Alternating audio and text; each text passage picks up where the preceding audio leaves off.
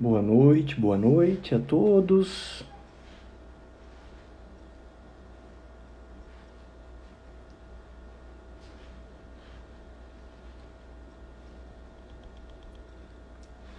Boa noite a todos que estão ingressando. Só aguardando a presidente ingressar aqui para que eu possa convidá-la, para que ela faça os cumprimentos. Hoje é um convidado muito especial, né? Que sem sombra de dúvidas trará um posicionamento aí referente a um tema muito atual mesmo, né? Uma discussão que já existia, né? Uma discussão que sempre existiu entre os civilistas e os processualistas, mas sobretudo uma questão muito atual sobre a possibilidade da prisão em relação aos alimentos em tempos de pandemia, né? Estou aguardando a doutora Andréia, já ingressou. Já convidei a doutora Andréia. Doutora Andréia, uma boa noite. Já faço aqui os meus cumprimentos, meus agradecimentos pelo espaço, né? Pelo espaço concedido para que trouxesse, né, hoje um debatedor aí de grande envergadura acadêmica, né? Nós estamos tentando aqui trazer para a Casa da Advocacia Andreense nomes relevantes dentro do processo civil. Já vieram alguns, né? Professora Luana Pedrosa, professor Cássio Scarpinella, professor Luiz Delori agora vai nos abrilhantar também nessa noite. Passo desde logo a palavra para a doutora Andréia Tartucci, presidente aí da OAB de Santo André.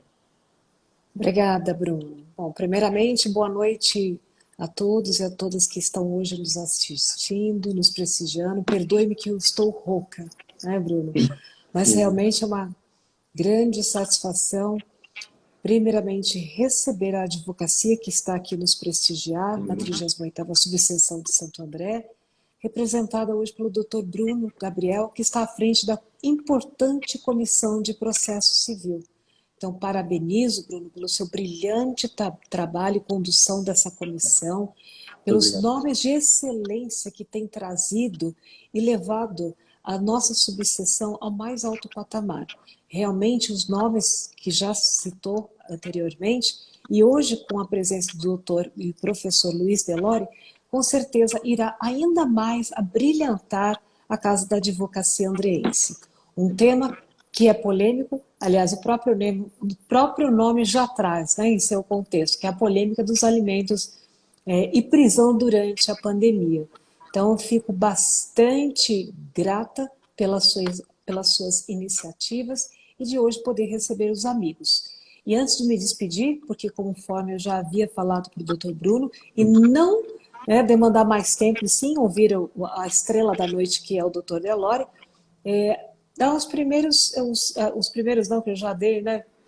Mas assim, saudação aqui para Viviane Rocha Machado, que é nossa diretora das Verdade. comissões, que ela está aqui, diretora de cultura, e muitos outros amigos. Então eu vou deixar aqui essa importante live para que você faça a condução, registrando o meu abraço e minha gratidão ao professor Luiz, que irá entrar após a minha fala, e depois convidá-los, que a sua live deve levar em torno de 1 hora, para continuar também com a 38ª subseção. Nesse mesmo horário já iremos iniciar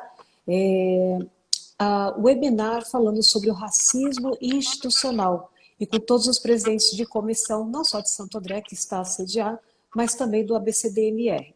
Bruno, forte abraço, meu amigo. Muito obrigado, Força. doutora. Eu que agradeço. Beijo para você. Beijo. Tchau, tchau.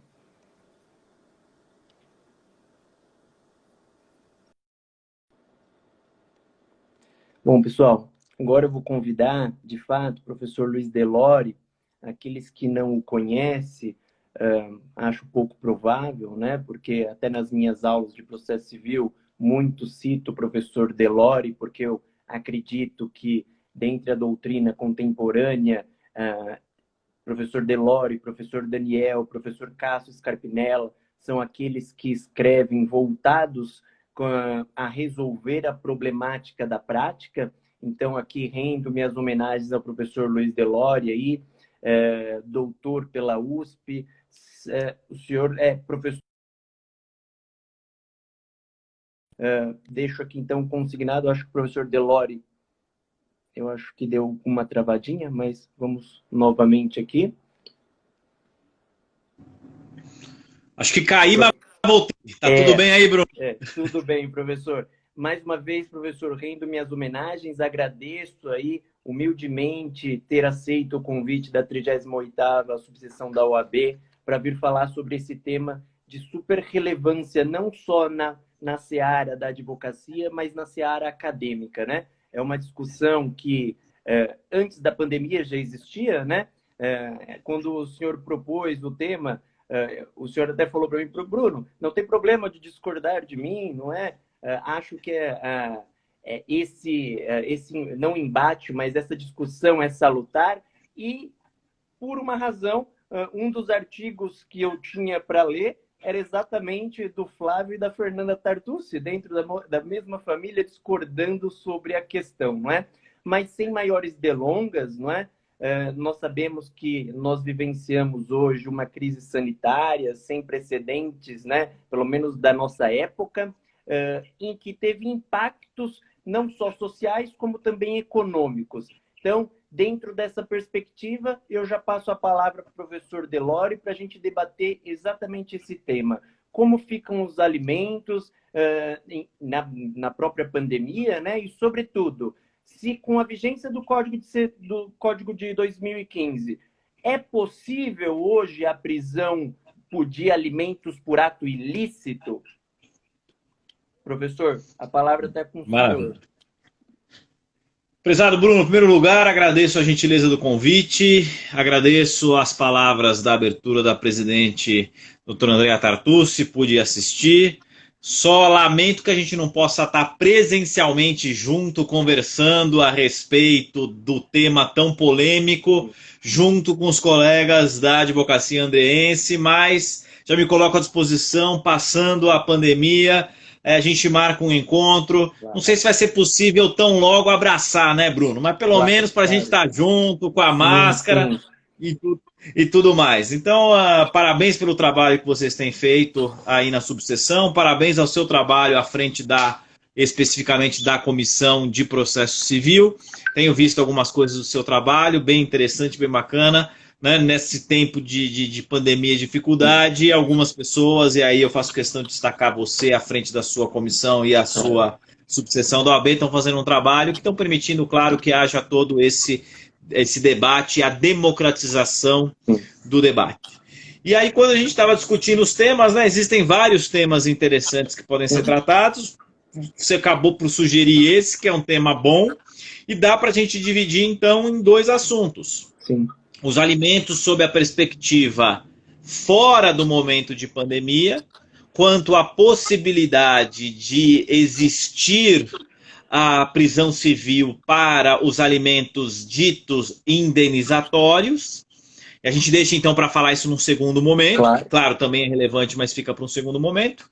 E tem a questão relacionada a o que fazer no tocante aos alimentos, de uma forma geral, inclusive e principalmente os alimentos decorrentes do direito de família, dentro deste período da pandemia, que inclusive, infelizmente, a gente sabe, né, tem causado uma série de dificuldades no que se refere a todo o país e, claro, também dentro dos estabelecimentos prisionais. Dá para a gente trabalhar, Bruno, com 3 momentos distintos em relação ao que nós temos no que se refere a este assunto. Existe a previsão dentro das resoluções do CNJ, existe a previsão jurisprudencial e existe a previsão legislativa. E a ordem que eu utilizei não foi uma ordem aleatória. Nós tivemos inicialmente o CNJ baixando algumas resoluções logo que a pandemia começou a se alastrar. E aí a gente aqui de São Paulo e Grande São Paulo sabe disso bem, não é verdade? Porque aqui foi o epicentro disso tudo ter começado. Hoje, aparentemente, não estamos mais no epicentro, não é verdade? Isso já está em outros locais, tanto no que se refere ao país quanto ao estado de São Paulo, mas a gente visualizou bem isso no início. Então o CNJ editou resoluções, por exemplo, suspendendo os prazos, por exemplo, delimitando questões relacionadas à recuperação judicial e também fazendo indicações relativas a que as prisões decorrentes de débito alimentar não deveriam ser feitas em regime fechado. Aí vem um primeiro debate. Se a decisão do CNJ, por meio de uma resolução, é uma decisão, é uma deliberação vinculante ou não. Até em relação aos prazos houve um debate relacionado a esse. É um debate interessante, sem dúvida, mas hoje, tranquilamente, é um debate que já está superado. Num segundo momento, nós tivemos as decisões do STJ, inicialmente em casos individuais, depois passou isso para ser casos coletivos, no sentido de que houve uma extensão de uma decisão em um habeas corpus individual para que outras pessoas na mesma situação não tivessem, durante a pandemia, a prisão de maneira regime fechado. E isso tudo culminou, e também tem a discussão se essa decisão não era vinculante ou era vinculante, até que ponto uma decisão proferida pelo STJ teria o condão de ter esta capacidade relativa a ser um precedente vinculante, não sendo uma das hipóteses típicas que o Código prevê.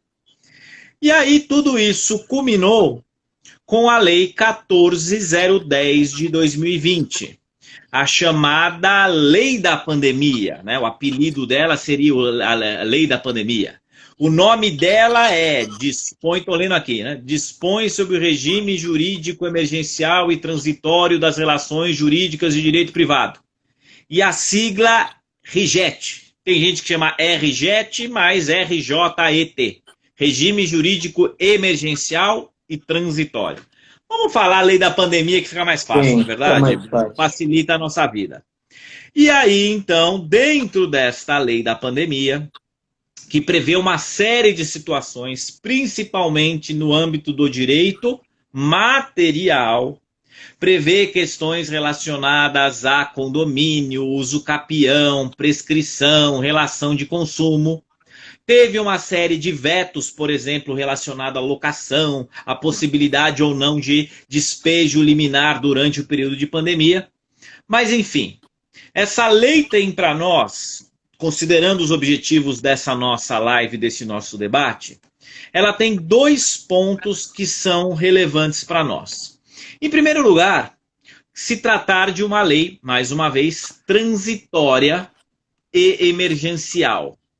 E aí, diante disso, nós temos que a própria lei, ela vai fixar alguns prazos relativos àquilo que a gente tem no que se refere ao período da pandemia. Sim. E, do ponto de vista de termo inicial, isso não tem mais relevância para nós, mas tem relevância para nós o termo final. E o artigo 15 traz para nós que até 30 de outubro de 2020, então nós temos que o marco final relacionado a este período se dá no dia, segundo o artigo 15, 30 de outubro de 2020. Então, isso seria desde o início da pandemia, que teve o decreto legislativo número 6, decretado pelo Congresso Nacional, que fixou como termo inicial 20 de março. Então, de 20 de março, a lei é de junho, 20 de março a 30 de outubro, para fins processuais civis do ponto de vista de execução ou cumprimento de sentença de alimentos, nós temos que, até tal data, a prisão civil por dívida prevista no artigo 528 do Código de Processo Civil deve ser cumprida exclusivamente sob a modalidade domiciliar, sem prejuízo da exigibilidade das respectivas obrigações, ou seja, fazer o pagamento. Então, o que nós temos, antes, por força de resolução do CNJ, depois, jurisprudência, decisões do STJ, e, por fim, lei, é que até 30 de outubro de 2020, nós temos que não deve existir a prisão civil por dívida no regime fechado, ou seja, indo seja para a delegacia, que é o mais comum no que se refere a alimentos, e em alguns casos, a gente tem gente do Brasil inteiro nos assistindo, então a gente sabe que isso vai variar conforme o local do país, não apenas no âmbito de delegacia, mas realmente, efetivamente, de estabelecimento prisional. Do ponto de vista de atos normativos, tanto do CNJ quanto do Poder Legislativo e jurisprudência, o cenário que nós temos é este. Então, neste primeiro momento, meu caro Bruno, eu fiz essa questão relacionada à exposição do que nós estamos apontando. Ok? Perfeito. Até aqui, alguma dúvida, algum comentário? Senão só eu falo e aqui a gente tem que ter diálogo, Claro. não é monólogo, Primeiro, não. Primeiro, professor, como o senhor sabe, essa live está sendo transmitida por um projeto colaborativo, projeto Educação Bem lembrado. Porta, né? Então, deixo aqui meus cumprimentos aos nobres colegas também de docência. Um dos pontos que nós conversamos, não é, doutor? Veja, em outra live até do doutor, eu até fiz uma intervenção, eu não vou me lembrar de qual OAB que o senhor estava, não sei se era de Bebedouro, enfim. Bebedouro. Falava sobre execução, e eu fiz uma intervenção lá, falei, olha, o Brasil é um país estranho, né? Que a gente tem... a gente pensa só no benefício do credor, mas do devedor, mas ninguém olha para o credor. E aí eu pergunto para o senhor o seguinte, veja, qual é o propósito do legislador de trazer a prisão civil para o devedor? É forçar o cumprimento da obrigação. Veja, quando vem o legislador e me diz que, ainda que seja no momento de pandemia, eu não posso segregar este devedor, eu tenho que colocá-lo em prisão domiciliar, em um momento em que quase todos estamos não em prisão domiciliar, mas estamos em isolamento social. Qual a eficácia dessa medida? A pergunta é absolutamente pertinente e eu faço gancho do que o Danilo Padovani colocou aqui para nós. Quem fiscaliza o cumprimento da prisão domiciliar? Que tem a ver com essa situação. Não é? Essa outra live que foi feita com os colegas da subseção de Bebedouro foi exatamente a respeito, né, das medidas atípicas dentro do processo de execução. E lá eu mencionei e trago aqui a mesma afirmação, e óbvio, ninguém precisa concordar comigo, o ambiente de debate é para isso mesmo, para que exista a divergência e a reflexão, senão não é debate.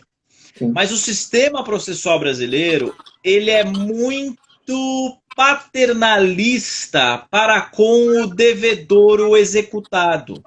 De uma forma geral, nós tínhamos, pela Constituição de 88, a possibilidade da prisão civil apenas para o devedor de alimentos e o depositário infiel. E aí, considerando, inclusive, diplomas de Direito Internacional dos Direitos Humanos, Pacto de São José da Costa Rica, nós tivemos origem à súmula vinculante 25, no sentido de proibir a prisão do depositário infiel, o que praticamente acabou no sistema anterior com a ação de depósito, porque a efetividade era zero. Mas, enfim, isso aqui é só para ilustrar o que a gente está dizendo. Então, de uma maneira geral, principalmente considerando as impenhorabilidades extremas do sistema processual brasileiro, é bastante conveniente ser devedor, ser executado no país. Daí o famoso devo, não nego, pago quando puder, e etc, etc. Que a versão mais nova é devo, não nego, não pago até a prescrição intercorrente, está resolvido o problema, e etc. Exatamente. Então, essa premissa que eu percebo que nesse ponto nós dois partimos do mesmo ponto de partida, de que o sistema ele se preocupa, não é que ele não deve se preocupar com o executado, claro que existe a proteção ao executado, mas eu não posso só olhar o lado do executado, o princípio da menor onerosidade, e não me preocupar com o princípio da efetividade do lado da execução. E aí o legislador constituinte e infraconstitucional, ele prevê uma situação mais onerosa para o débito alimentar.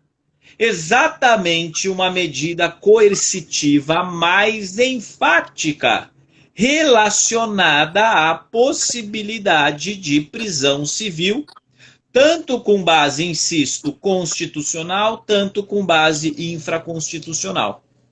Então, neste momento de pandemia, o CNJ, o STJ e o legislador tranquilamente colocaram como ponto central de sua preocupação o executado e basicamente, na minha opinião, e de novo ninguém precisa concordar comigo, deixando o exequente numa situação um tanto quanto ainda mais frágil, num momento em que a fragilidade econômica é generalizada, mas vamos ser pragmáticos. A corda, mais uma vez o ditado popular, estoura sempre do lado mais fraco.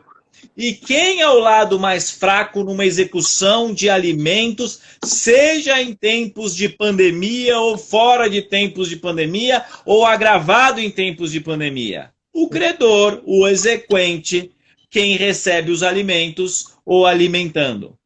Então, não há dúvida que houve uma preocupação, podemos até dizer humanitária, em relação à questão do executado. Mas será que não seria possível uma análise do viés do exequente e previsões específicas relacionadas ao exequente e a possibilidades relativas ao exequente? Eu não tenho dúvida. Mais uma vez, me parece, aqui a gente teve essa preocupação maior para com o executado e não o exequente. Veja, não estou dizendo que não tinha que se preocupar com o executado.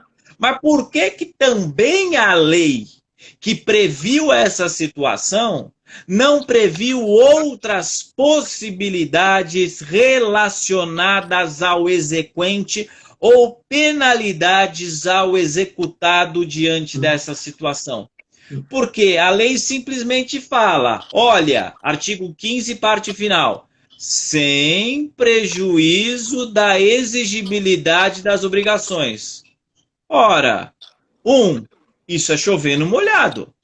Já era isso previsto no sistema. 2, mais uma vez, por que não houve uma previsão adicional em relação a este artigo ou um parágrafo, alguma coisa, em relação aos exequentes? Então, para sintetizar, concordo com a sua crítica ao sistema e, mais uma vez, a lei da pandemia nesse particular.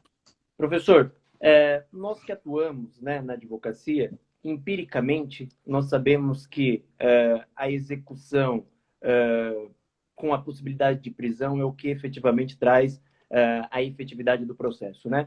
Muitos réus, a gente sabe que não acreditam na justiça, até pelo relatório do CNJ, pela morosidade do Poder Judiciário, a gente sabe que o Poder Judiciário caiu em descrédito da população. Então, nessa perspectiva, nós sabemos que a prisão do devedor de alimentos, muitas das vezes, é o que chega efetivamente a ser eficaz aquele processo, né? Então, quando o cidadão ele é preso, a família se organiza, enfim, e efetivam o pagamento. E aí, muito me estranha algumas posições, né? Veio o STJ, então, pelo menos o julgado que eu vi de junho, olha, vamos suspender a possibilidade de prisão enquanto perdurar a pandemia.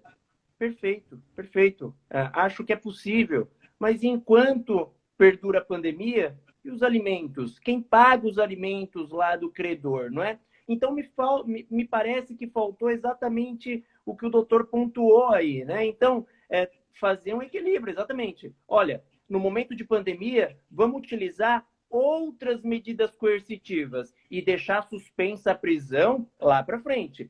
Então, utilizamos todos os procedimentos, até as medidas atípicas. É possível se utilizar as medidas atípicas no momento da pandemia. Só que se você não pagar, ao final da pandemia, sua prisão será decretada. Agora, não simplesmente converter a prisão em domiciliar, porque, basicamente, eu acho que, não vou falar nesses termos, mas analogamente, eu estou numa prisão domiciliar, não é? Eu estou no isolamento social, então...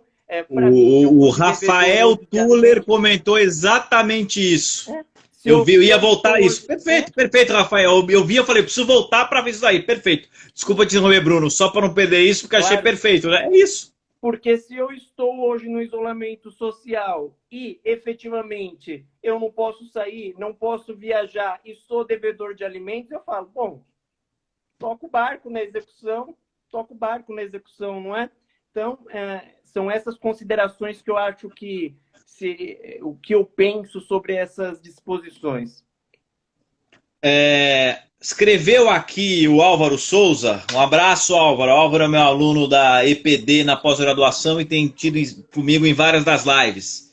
E o Álvaro colocou aqui, vamos direto para as medidas atípicas. Pulando, ele colocou, não foi pulando, foi perder tempo. Sem perder tempo com pedir a prisão. Sim. É isso, Álvaro. Sim. Só que da mesma forma que o Bruno comentou, por que a lei já não colocou isso? Durante o período de pandemia, não será possível a prisão civil na modalidade fechada, sendo possível apenas o regime domiciliar. Porém, contudo, diante do inadimplemento, será possível a aplicação, sem esgotamento das medidas anteriores, das normas, das condutas previstas no artigo 139, inciso 4. Com isso, Bruno, a gente teria um equilíbrio nessa balança que tem que ter a necessidade. Eu me lembro agora, não é exatamente de alimentos, mas eu me lembro agora de comentar com um colega, advogado, que tem um escritório grande aqui em São Paulo, claro, dizendo que logo que começou a pandemia, houve um grande pedido de revisão dos contratos de honorários advocatícios. E aí ele dizendo, isso foi pedido basicamente por todos os setores, mesmo por setores, por exemplo, de comércio eletrônico, que são setores que na crise da pandemia, ao invés de reduzir, ao contrário, explodiram nas suas vendas, né? A pandemia não pegou a economia de forma linear.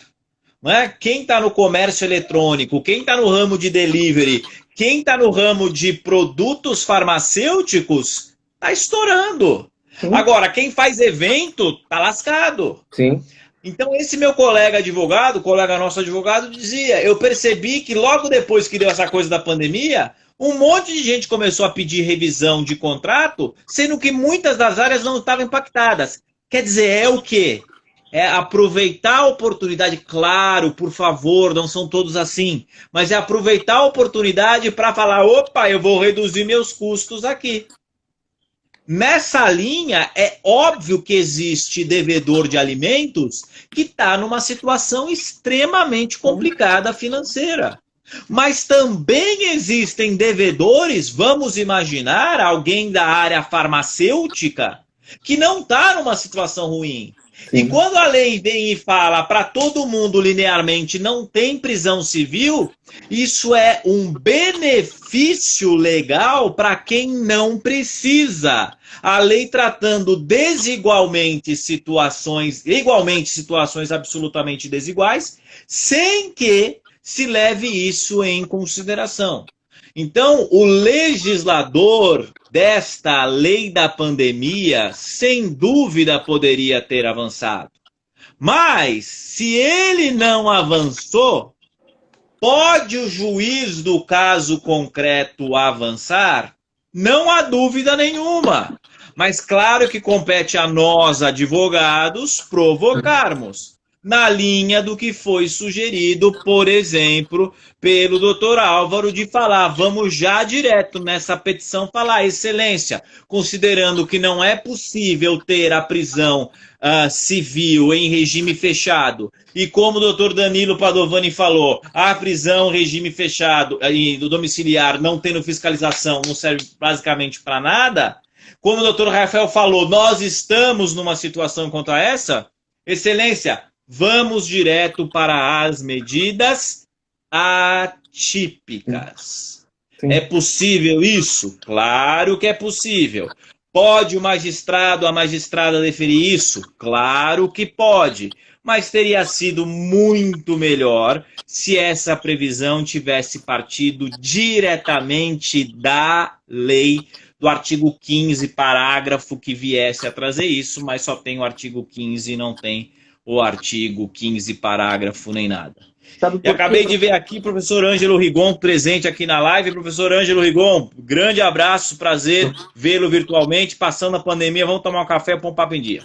Mas diga, Bruno, de novo ia te cortar. Vamos lá. O professor Ângelo é o idealizador do projeto Educação Importa, inclusive. Viu? Olha, não sabia. Vamos saber. Professor, um ponto que me veio aqui à cabeça, né? Aqui refletindo, a gente vai conversando e nós vamos refletindo sobre a situação. Uma grande preocupação que eu tenho é o seguinte, a gente utiliza as medidas atípicas agora, nesse momento de pandemia, não é? Até outubro, né? E vai lá saber até quando que essa pandemia efetivamente ela vai se perdurar. E aí a gente vai se esbarrar lá na frente com posicionamento, sobretudo do TJ, né? Essa semana eu vi uma entrevista, eu acho que foi um ministro do STJ que disse que o TJ de ministro São Paulo... Schietti. O TJ de São Paulo é o tribunal que mais afronta decisões do STJ, não é? E aí vai chegar posteriormente a essa pandemia... E aí o TJ de São Paulo vai dizer o seguinte, olha, agora os alimentos não têm mais urgência, não dá para decretar prisão.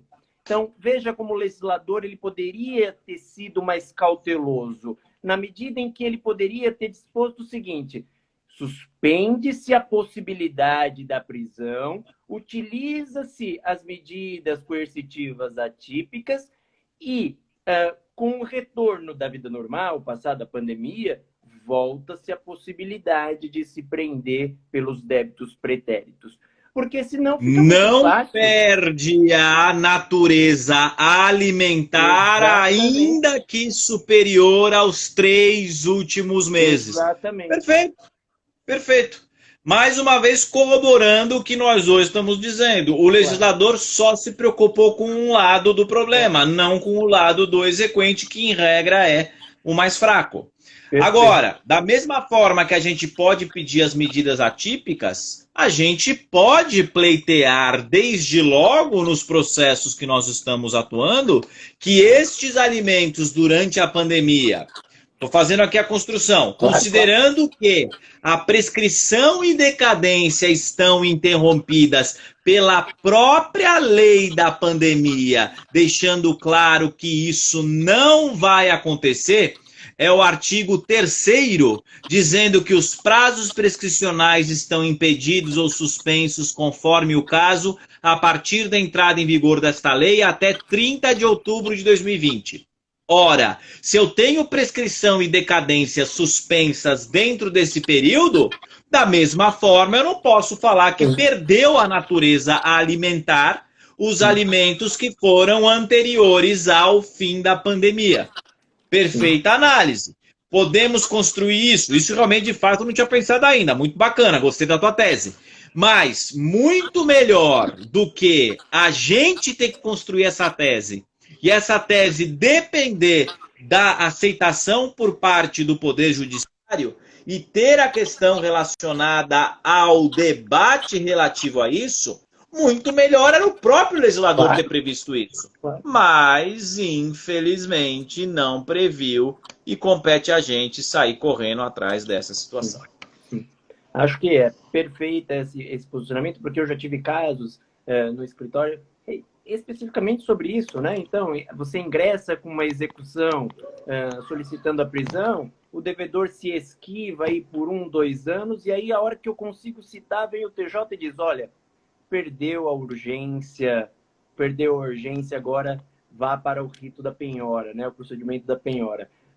E aí nos frustra e, sobretudo, passa ao devedor, fomenta o devedor, né? Fomenta o devedor que ele cada vez mais não cumpra com a sua obrigação alimentar. Então, já imaginando sobre essa perspectiva de que eu já vi essas decisões no Tribunal de Justiça do Estado de São Paulo, fico com receio dessa situação que ela possa advir posteriormente. Não tem dúvida, né? Fazendo uma análise aqui, a gente está, claro, mencionando mais o lado do exequente, mas aqui para pensar no sistema como um todo. Claro que os nossos colegas podem ser advogados exequentes, executados, mas fazendo uma análise sobre a perspectiva de efetividade, não há dúvida que isso vem estimulando essas condutas, como bem mencionado. E mais uma vez aqui do pessoal que está participando conosco, o doutor Rafael Tuller mencionou, né? É a história, mais uma vez, do lado esperto, o lado do jeitinho brasileiro. E ele exemplifica a quantidade de gente que foi pegar, né, o auxílio emergencial sem ter a necessidade. E da mesma forma, a gente sabe também colegas advogados que pegaram o benefício que a ordem ofereceu sem ter a necessidade para isso. Infelizmente, né, a nossa sociedade tem esse caráter, tem esse viés que traz essas dificuldades. Ainda dentro das revisionais que o doutor falou, eu costumo brincar em aula que quando o Mauro Capelletti, lá no Projeto Florença, falou dos litigantes habituais, ele esqueceu do Brasil, que são dos litigantes lotéricos, né? Que se utilizam de momentos como esse para levar vantagem. E isso é o que mais nós vamos verificar nessa pandemia, ou pós-pandemia, né? Porque eu verifiquei um estudo pelo Marcelo Guedes, que, falando em jurimetria, eu gosto muito de trabalhar com dados. Marcelo Guedes fez um estudo de que em março de 2019 para março de 2020, quando começou o isolamento social, houve um decréscimo de distribuições na seara judicial de 55%. Ou seja, a gente tem litígios condensados, né? Me parece que eu até brinco, né, com os colegas que quando abrir a porta do Poder Judiciário vai ser Black Friday de ações, né? Então, muito me preocupa essa situação e, sobretudo, a questão da pensão alimentícia, porque acho que é um fomento ao devedor. É fomentar essa atitude do devedor que vai desencadear mais uma vez no quê? No gargalo da litigiosidade, que é propriamente a execução, né? Eu costumo falar para os meus clientes, o problema não está no processo de conhecimento, né? O processo de conhecimento, tecnicamente, ele corre rápido, né? O problema está na execução. O problema está na execução e os benefícios para o devedor. E agora, no momento crucial, o momento de pandemia, o momento em que as famílias estão fragilizadas, vem uma lei dessa e torna, desculpa a palavra, mas para mim, torna inócua essa medida, não é? Porque para o devedor ficar em casa, bom, para mim está ótimo. Se eu devo 30 mil reais e eu ficar em casa por 30, 90 dias, para mim está excelente. Mas aí, Bruno, concordo. Então, nesse ponto, né, a gente precisa trazer uma terceira pessoa aqui para defender o executado, porque nós Sim. dois estamos na linha de que o sistema não é Sim. esse. Mas agora eu quero te fazer uma provocação. E eu já tenho minha opinião, por isso que eu quero te provocar Claro. primeiro, depois eu coloco a minha opinião, que mais uma vez, aqui é debate.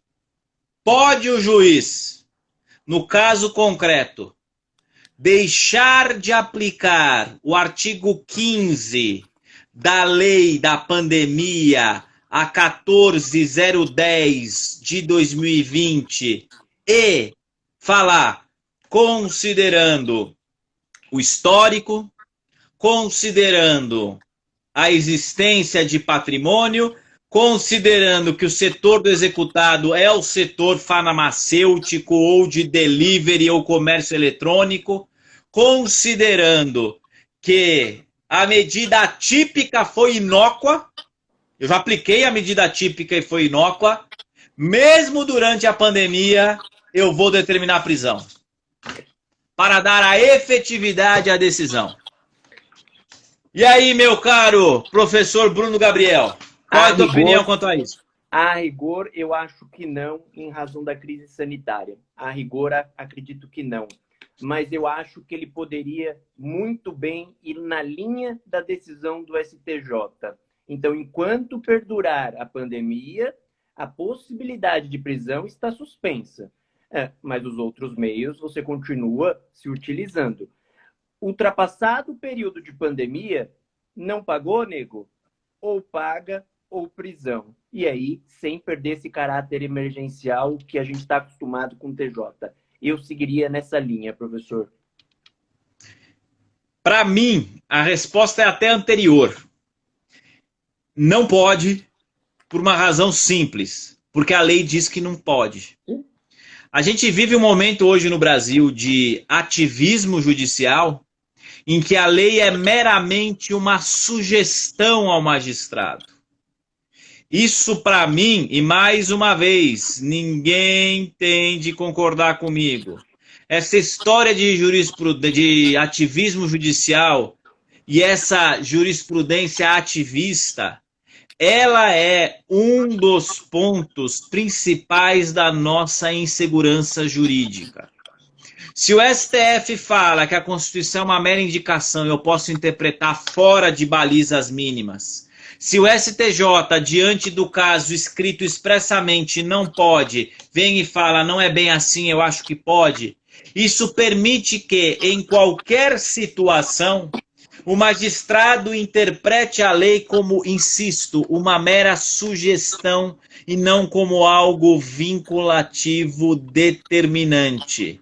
Então, neste ponto, o único destaque que eu faço, se você que nos assiste é favorável ao ativismo judicial para algumas coisas que o Supremo tem feito, por exemplo, são todas questões polêmicas, mas o Supremo criando um tipo criminal para a homofobia sem existir previsão legal para isso.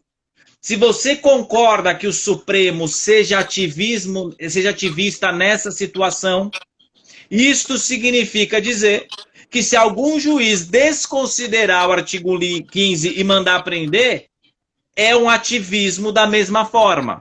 Há alguns colegas professores que brincam que tem o ativismo do bem e o ativismo do mal. Quando eu concordo com a decisão ativista, eu aplaudo. Quando eu discordo da decisão ativista, eu digo que isso não é possível. O nosso Supremo está sendo ativista inúmeras vezes em extremas questões relevantes e polêmicas. Mencionei só uma, são várias outras. O STJ é ativista quando diz que o artigo 1015 do Código de Processo Civil é interpretado com a tal da taxatividade mitigada. Isso traz a insegurança de eu saber quando eu agravo ou quando eu não agravo. O STJ, quando permite a penhora de salário fora das hipóteses de 50 salários mínimos, por mais que eu seja favorável a uma diminuição da penhorabilidade de salário, o STJ, quando algumas vezes permite penhora de salário de até 30%, desde que não haja risco à sobrevivência, o STJ está sendo ativista.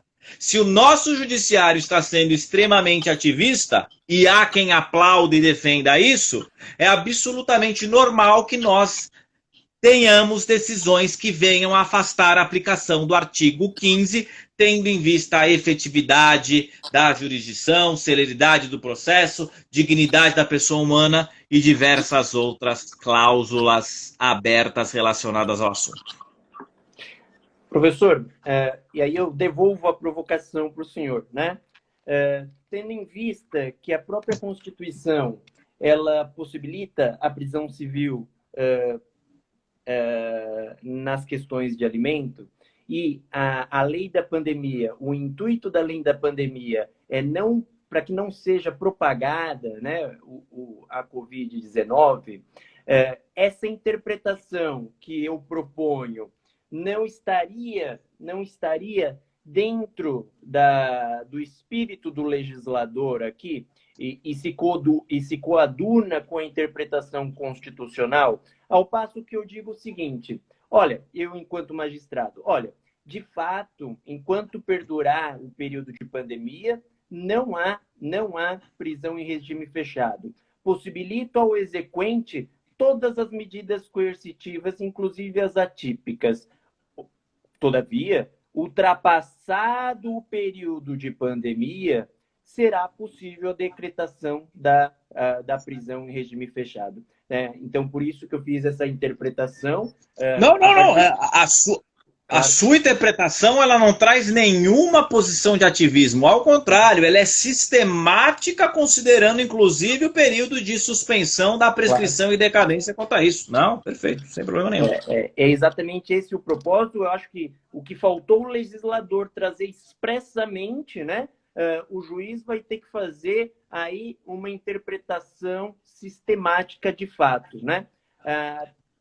Eu não sei se o doutor queria fazer mais alguma ponderação com relação a este assunto, para a gente, desde logo, passar para a possibilidade. E aí, essa discussão ela é até pretérita à questão do Covid, né? Eu posso dizer que ela é pretérita, inclusive, ao CPC de 2015, né? Já se discutia isso. E aí, então, a gente parte para essa segunda parte da live sobre a possibilidade de prisão por alimentos indenizatórios. Professor, está com a palavra.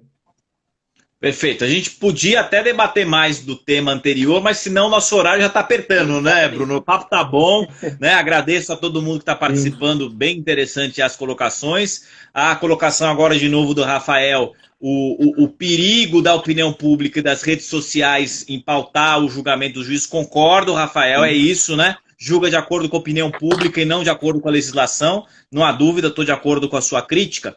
Mas vamos lá. Quando a gente fala em alimentos e prisão em alimentos, a gente muitas vezes só pensa e só fala naqueles alimentos que são os mais usuais. A doutrina civilista reconhece que os alimentos são um gênero da qual existem duas espécies. Alimentos decorrentes do direito de família, também chamado de alimentos legítimos, e alimentos decorrentes da responsabilidade civil ou de ato ilícito, também denominados de alimentos indenizatórios, principalmente decorrente das hipóteses de morte ou lesão corporal que acarrete redução ou incapacidade para o trabalho. Né? Então, um exemplo bastante comum e infelizmente triste de um pai de família ser atropelado porque estava a pé, porque estava de moto, porque estava de bicicleta ou porque estava em outro carro e vem a óbito. E aí este pai ou mãe, arrimo de família, deixam os filhos sem a sua provisão, o seu sustento. Neste caso, nós ingressamos em juízo com uma ação de alimentos fundada na responsabilidade civil. E, obviamente, vai haver uma condenação do réu reconhecida a sua responsabilidade. E, obviamente, muitas vezes no dia a dia forense, fazendo coro às suas palavras, o processo de conhecimento até que anda bem. Só que a hora que chega o momento de executar, não consegue executar. Ora, se a própria Constituição prevê, Se o Pacto de São José da Costa Rica, a Convenção Americana de Direitos Humanos, prevê a possibilidade de prisão civil por dívida alimentar, será que eu posso pedir a prisão civil do devedor de alimentos indenizatórios? O motorista que estava dirigindo e matou o motociclista, o ciclista, o pedestre ou outro motorista e deixou a sua família sem o seu sustento, eu posso, diante do inadimplemento desta dívida, que é alimentar, eu posso, pedir a prisão? Resposta pacífica do STJ no sistema anterior e do STF. Não pode. Prisão civil por alimentos apenas no caso de direito de família. Sem entrar a jurisprudência muito nos motivos pelos quais isso não seria possível. E isso fazia com que houvesse uma crítica de parte da doutrina, a qual eu me filio, que diria existir uma segunda classe, uma segunda categoria de alimentos. Ora, se eu estou diante de alimentos decorrentes de direito de família, este é o meu alimento nota 10. Se for alimentos decorrentes de ato ilícito, é um alimento nota 6, que permite uma proteção de segunda classe. Eu sempre me filiei a esta corrente que dizia que era indevida essa diferenciação. Mas aí chegou o CPC 15. O CPC 15, ele não é expresso acerca deste tema. Ele não é específico para dizer cabe prisão civil de alimentos indenizatórios. E nem o contrário. Não cabe prisão civil de alimentos indenizatórios. Minha opinião, deveria o legislador ter enfrentado a polêmica, para a gente não ficar nessa discussão eterna de cabe ou não cabe.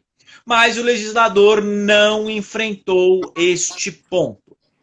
Mas o que acontece? De maneira geral, nós temos para esta situação de alimentos decorrentes de ato ilícito a figura do a chamada figura da constituição de capital. Então, por exemplo, se foi um motorista, um carro da empresa X que atropelou e matou o ciclista, a família do ciclista aciona a empresa X e, uma vez conseguida a condenação, vai se constituir um capital que pode ser uma constrição jurisdicional em um imóvel, pode ser a questão relacionada a colocá-lo na folha de pagamento, pode ser reservar um valor e aquele valor ficar depositado com cláusula de impenhorabilidade e os frutos daquele valor de uma aplicação financeira sendo responsáveis pelo pagamento daquela pensão. Isso sempre existiu. Para PJ é mais fácil fazer. Para pessoa física, polo passivo, é muito mais difícil fazer pela questão da existência de patrimônio. Hoje, o Código de Processo fez uma mudança de localização, topográfica ou geográfica, como preferirem. Antes, ficava separado da execução de alimentos a previsão da constituição de capital. Agora, dentro do capítulo que trata do cumprimento de sentença de alimentos, o 528 fala da prisão e o artigo 533, quando a indenização por ato ilícito incluir prestação de alimentos, cabe à constituição de capital.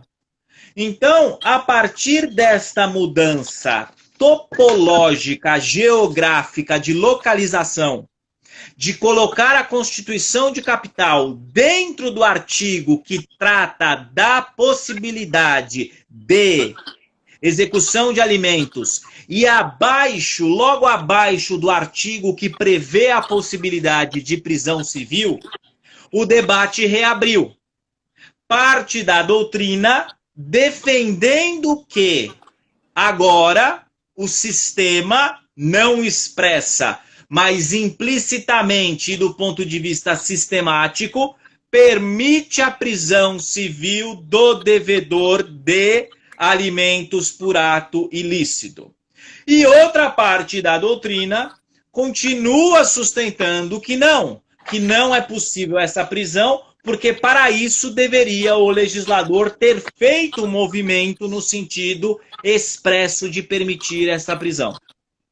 Logo que o código foi aprovado, ainda na vacácio, eu escrevi um artigo disponível na internet, junto com o professor Rafael Calmon, eu defendendo a prisão, ele, magistrado capixaba, criticando a prisão. Isso saiu no site J e hoje está em vários sites na internet. Quem quiser joga no Google vai encontrar. E você, meu caro Bruno, mencionou no início que você também fez a leitura, ou está a fazer a leitura, de um artigo da professora Fernanda Tartucci, na Carta Forense, defendendo a prisão, e o irmão dela, o professor Flávio Tartucci, criticando a prisão. A questão é absolutamente polêmica, está em aberto na jurisprudência, já há diversos precedentes, TJ São Paulo, TJ Rio, TJ Rio Grande do Sul, permitindo a prisão nesses casos. Mas também há outras decisões não permitindo a prisão nesses casos. Palavra final, Tribunal Superior. Até agora, nada do STF. Até agora, um HC no STJ, em que foi proferido um único voto da ministra Maria Isabel Galotti, em que ela votou contra a possibilidade de prisão, ou seja, na linha da jurisprudência anterior do STJ, houve um pedido de vista do ministro Salomão e, portanto, está aguardando a votação dele na quarta turma, depois vai ter que pacificar no STJ e depois quem vai pacificar isso foi o STF. Em apertadas e breves linhas, que eu estou preocupado com o horário, era isso, meu caro professor Bruno. Particularmente, eu coaduno do que o professor pensa, vou na linha da professora Fernanda Tartucci e simplesmente em um parágrafo que ela, não que ela tenha me convencido, porque eu já tinha essa convicção, mas simplesmente porque a Constituição, quando possibilita a prisão do devedor de alimentos, não faz uma categorização. Se a Constituição não faz essa categorização, não seria o legislador infraconstitucional que o faria. Então, nessa perspectiva, entendo ser possível também a prisão aí, de alimentos por ato ilícito. Professor, desde logo agradeço, né? Acho que foi muito produtiva aqui o debate. Já o convido, né? Tem uma pretensão que tão logo volte, nós possamos fazer aqui uma mesa de debates na OAB de Santo André entre processualistas, né? Para que a gente trate sobre esses temas. Acho que tem bastante tema para a gente tratar, né? Sobretudo no novo código, a questão do negócio jurídico processual, a questão da estabilização da tutela antecipada, antecedente também, que está dando pano para manga aí para a doutrina, não é? A questão da jurisprudência defensiva, que muito me preocupa, né? Acredito que eu como advogado, tenho que dar graças a Deus que nós temos doutrinadores como o senhor, como o professor Cássio, que são combativos, e acho que a jurisprudência não rasgou esse novo código, porque de fato temos doutrinadores combativos, não é? Sai uma decisão e a doutrina tem caído em cima, tem que ser assim de fato, não é? Então, desde logo agradeço, nos temos agora 1 minuto e passo para o senhor para as falas finais. Meu prezado colega, amigo, professor Bruno Gabriel, foi um prazer. Como alguém mencionou aqui, já passou, nem consegui ver quem que era de novo, passou muito rápido, né? A gente tranquilamente podia ficar mais tempo. Foi muito bom, vi outros colegas aqui, professor Renato Apsblum, professor Olavo Ferreira, prazer encontrá-los aqui, tanta gente passou, bacana. Foi um prazer, estou à disposição, espero que essa pandemia passe logo, para que a gente possa se ver e que essa redução da efetividade do processo fique para trás também. Obrigado pelo convite, meu caro. Até uma próxima oportunidade. Grande abraço, professor. Um abraço aos alunos, colegas advogados e o pessoal do Educação Importa. Até a próxima, professor. Tchau, tchau. Grande abraço.